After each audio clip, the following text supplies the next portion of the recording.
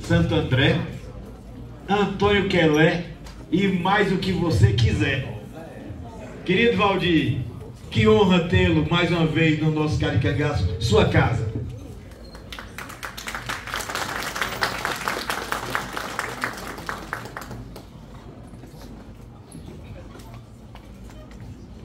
Bom, eu vou imitar a nossa ministra da Cultura, que há 15 dias ela esteve em Nova Olinda, participando do 5º Seminário da Chapada do Araripe, Patrimônio da Humanidade.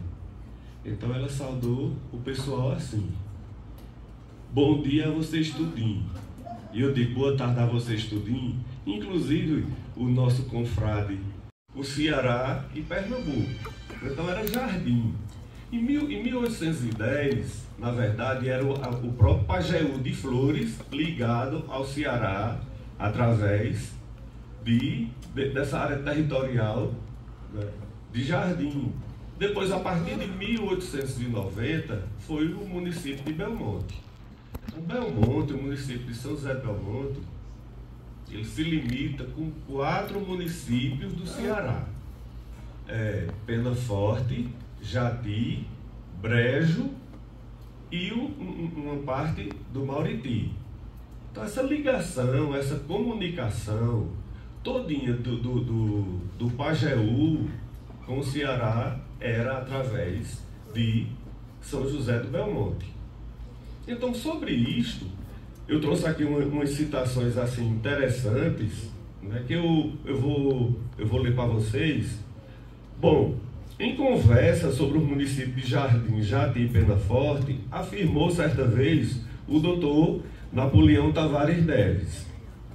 Ele falou assim: seu povoamento está ligado ao intercâmbio entre Pernambuco e Ceará, graças à sua posição fronteiriça e de parada para muitos viajantes que enfrentavam as poeirentas estradas em busca do Cariri cearense.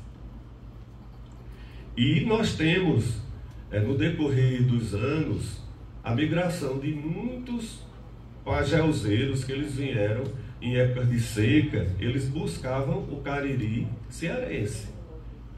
Lá de Belmonte, nós temos o Coronel Simplício Pereira da Silva, que ele ocupou cargos aqui em Jardim. Ele foi delegado, ele tinha também engenhos. E essa ligação muito forte, que descendentes dele depois também vieram.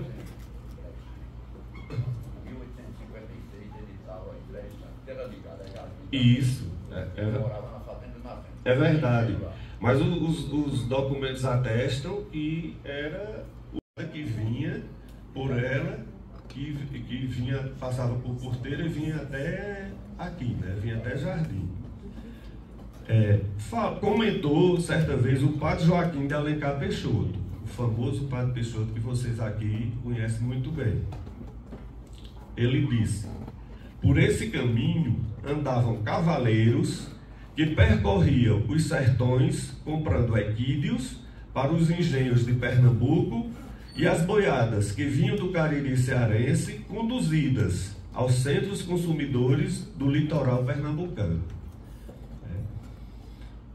Em 1941, o governo do estado de Pernambuco resolveu fazer a estrada em condições definitivas, que é essa estrada de hoje, que gerou depois o asfalto. Com todas as obras de arte, atendendo que o sertão cearense se comunicava com o porto de Recife por esta respectiva via. Toda a comunicação aqui do Cariri passava por Belmonte, né, que pertencia ao sertão do Pajeú. Então, quando se fala que vinha cangaceiros, que vinha grupos, né, em auxílio aos coronéis, pessoas interligadas até com o cangaço, né, o Pajeú não estava tão distante, não. Era colado. Era colado e era através do município de Belmonte Jardim. Pois bem, Então, muitas histórias se passaram na fazenda, na lendária fazenda Santo André. E uma das histórias, até que foi um dos inícios da briga de Pereira com Carvalho, foi uma desavença que aconteceu entre Antônio Pelé com Antônio Maroto, que era o dono da Queimada Grande, que por sua vez a fazenda Queimada Grande também pertencia a Jardim. Na fazenda Queimada Grande nasceu Crispim Pereira de Araújo, o famoso Ioiô Maroto, que ele é natural de Jardim. As pessoas pensam que ele é de Belmonte, mas não. Ele casou com duas belmontenses, né, irmãs, casou com uma, depois com outra, que eram filhas de Antônio Cassiano Pereira da Silva e de Antônia Maria da Soledade Neves, que era irmã do coronel Franco, o coronel Napoleão Franco da Cruz Neves, né? Eles eram irmãos, então tinha toda essa ligação. Pois bem, numa confusão que aconteceu entre o Santo André com a Queimada Grande, né, Antônio Pelé e Antônio Maroto, foi por uns cedros que foram cortados e foram colocados na extrema das duas propriedades. Só que Pelé mandou os empregados dele levar os troncos lá para Fazenda Santo André, que inclusive ainda existe a casa de Quelé, lá do Santo André, né? Que essa casa ela foi modificada, mas o sótão ainda está em perfeito estado. O sótão tem a escadaria do sótão foi feita com esses cedros que foram retirados e que gerou essa confusão. Então, no dia da confusão, o coronel Antônio Maroto solicitou que Quelé entregasse os cedros. Ele mandou dizer que se Antônio Maroto quisesse os cedros, botasse a canga na esposa e numa filha e fosse buscar. Então foi um desaforo muito grande e isso foi um motivo para uma guerra entre as duas propriedades. Houve um fogo. Não houve vítimas, né? Não houve vítimas. Mas só que foi uma questão muito séria, né, que eu vou falar para vocês o que foi que ocasionou depois disso. Mas tem um fato interessante, que quando um dos cabras de Antônio Maroto chegou na Queimada Grande, ele comentou, disse, mas o povo lá, os homens de Quelé, eles são verdadeiramente umas víboras, são uns caras muito, né, destemidos, são valentes. Inclusive, até as mulheres lá brigam. Que eu vi uma mulher dentro de um chiqueiro atirando e gritando, filho daquela, filho dessa, filho tal. Só que depois se constatou que essa mulher que era gritando foi o cangaceiro Júlio Sabino, que tinha a voz fina. Pois depois desse fato que aconteceu entre as duas propriedades, Santo André e a Queimada Grande, o padre Pereira, Manuel Pereira da Silva Jacobina, né, o padre Pereira, ele veio do São Francisco para a fazenda Queimada Grande para apaziguar os ânimos, né, que ele era tido como um conciliador, né, e tal. Só que depois dessa questão depois dessa questão lá da Queimada Grande do Santo André, os Pereiras do São Francisco começaram a perseguir os Carvalhos de Santa Maria, que comumente eles iam fazer feiras lá no São Francisco, porque Santa Maria e São Francisco, né, tem uma proximidade muito grande. E a partir daí, dessa perseguição, o Davi Bernardino, né, ele também não gostou, porque ele também foi até injuriado. E Davi Bernardino era o sogro de Antônio Quelé, porque a esposa de Antônio Quelé se chamava Maria da Natividade de Carvalho, era conhecida como Marota. Ela, inclusive, ela é tia bisavó do professor Adriano, que está organizando também, né, esse grande evento. Pois é, então isso aí culminou na própria briga de Pereira e Carvalho, porque quando o coronel João Nogueira foi nomeado subdelegado lá em São Francisco, e no dia que ele foi tomar posse no cargo, ele foi ridicularizado.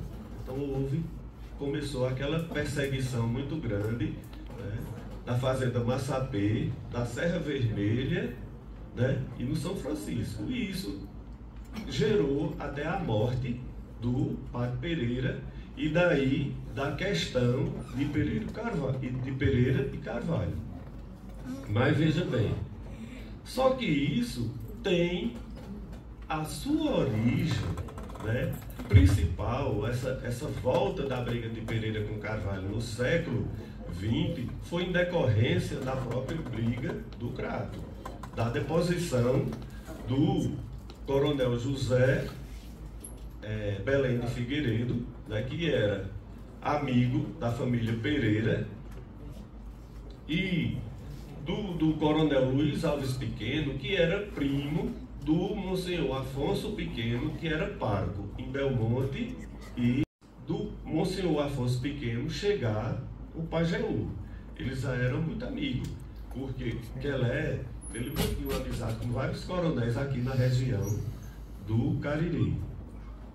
Só que quando o Monsenhor Afonso Pequeno soube que o coronel Antônio Pereira ia mandar em auxílio do coronel José Belém de Figueiredo certa quantia de jagunços, aí o padre foi conversar com o coronel Antônio Pereira e pediu para ele não se envolver na questão, né?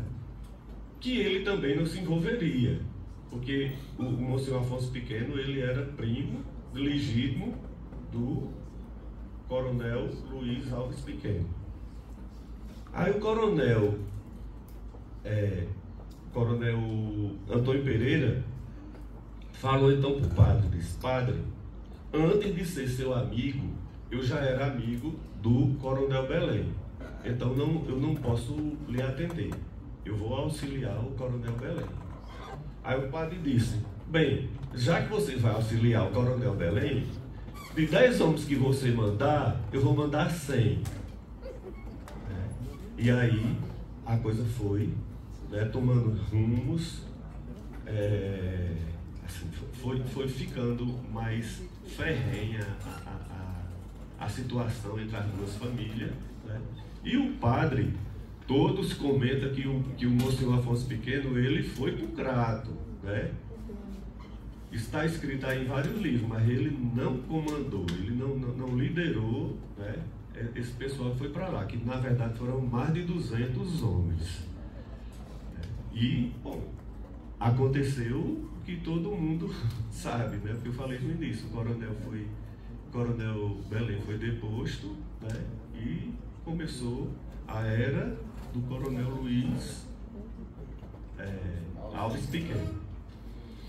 Pois bem, então, Antônio Quelé, ele era muito bem articulado, ele era muito amigo de padre, de bispo, e ele mantinha também até uma aproximação cordial com o padre Cícero.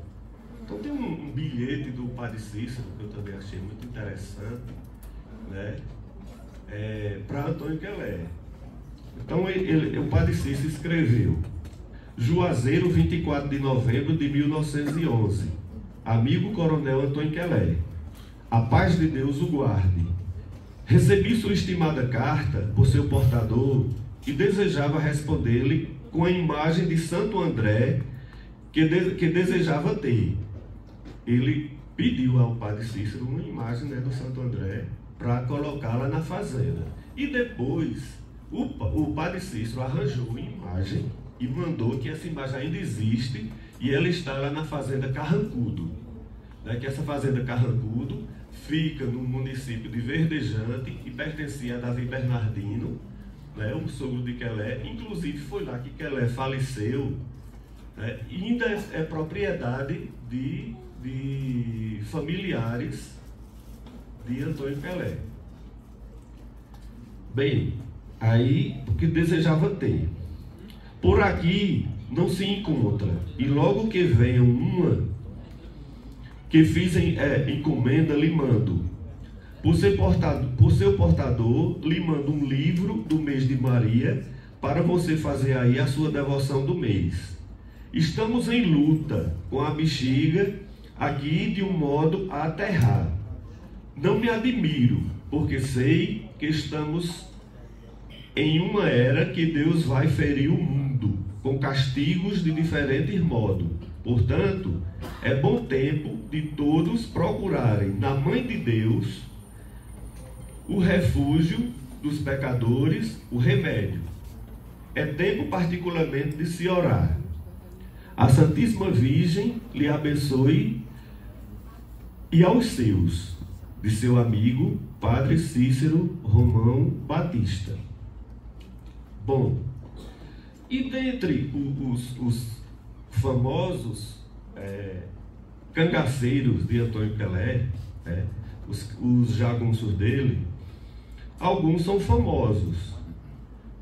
O João Calango, né, que não é tem um João Calango do século XIX, né, que ele andou por aqui, eu acho que mais ou menos por volta de 1870, né? E o outro João Calango, né, que foi assassinado, né, no Jati, entre a ladeira, nos Oitis, né? Isso aí, a ladeira do Pacífico e os Oitis, né? Mas temos o Juriti, Vitorino Domingos, Zé Lourenço, Flor, Zé Nazário, Miguel Vareda, Júlio Sabino, João Chico e Manel Moco. Esse dizem que era muito perigoso e findou seus dias na cadeia de Jardim. Dizem que encheram de sal o chão e ele ficou por lá. E quando ele faleceu, o padre se negou a fazer a sepultura no cemitério. Disse que até faria, mediante o pagamento de 200 mil reais. Ou R$1.000. R$1.000, perdão. Eu sei que houve aí a intervenção do Major Militão Rodrigues de Carvalho, que ele já foi falado, né, em alguns momentos aqui. Então, o Major Militão, ele também protegia Antônio Quelé e era primo de Antônio Quelé. E também era procurador de Antônio Quelé. Então, foi através do Major Militão que conseguiram autorização para o padre fazer o enterro de Manel Moco no cemitério aqui do Jardim. Bom, são tantas histórias sobre Antônio Quelé, né? Ele é um personagem assim curioso, intrigante, extraordinário, até que merece até uma pesquisa mais aprofundada.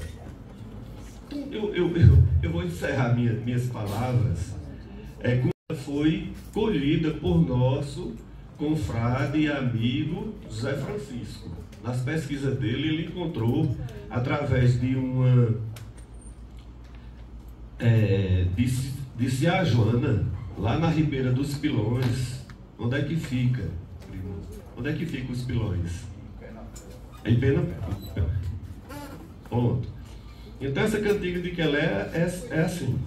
Antônio Quelé é homem valente, homem de toda razão, o cabra salta para trás, que eu estou de punhal na mão.